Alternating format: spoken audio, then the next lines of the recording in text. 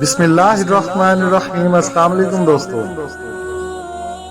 حضرت موسیٰ علیہ السلام کے دور میں بارش بند ہوئی۔ لوگوں نے حضرت موسیٰ علیہ السلام سے گزارش کی کہ اللہ تعالیٰ کے حضور دعا کیجئے بارش برسے، اس لیے کہ بارش سے ہر چیز کی زندگی ہے۔ حضرت موسیٰ علیہ السلام نے سب لوگوں کو جمع کیا اور اللہ کے حضور سوال کیا۔ اللہ تعالیٰ نے فرمایا، موسیٰ اس وقت تک بارش نہیں ہوگی جب تک آپ اپنی اس مجلس سے اس آدمی کو نہیں نکالیں گے جو 40 سال سے ایک گناہ میں مصروف و مشغول ہے۔ حضرت موسیٰ علیہ السلام نے اعلان کیا کہ 40 سالہ گناہگار جب تک مجلس نہیں چھوڑے گا تب تک بارش نہیں ہوگی۔ وہ بندہ سوچنے لگا کہ اگر اب اٹھتا ہوں تو لوگوں کی انگلیاں مجھ پر اٹھیں گی کہ یہ 40 سالہ گناہگار ہے، اگر نہیں اٹھتا تو بارش نہیں ہوتی۔ عجیب کشمکش میں تھا۔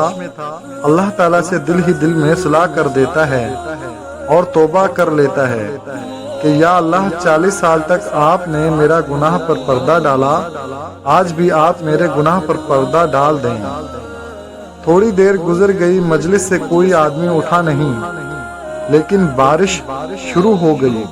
حضرت موسیٰ علیہ السلام نے اللہ تعالیٰ سے عرض کی، یا اللہ یہ کیا ماجرا ہے؟ اللہ تعالیٰ نے فرمایا، آپ کے اعلان کے بعد اس گناہگار نے گریبان میں منہ ڈالا اور رونے لگا، یا اللہ تو نے 40 برس میرا پردہ رکھا، اب بھی چھپا لے۔ یا اللہ اب میری توبہ ہے اور میں نادم ہوں۔ اس نے اخلاص کے ساتھ توبہ کر لی تو میں نے اسے معاف کر دیا۔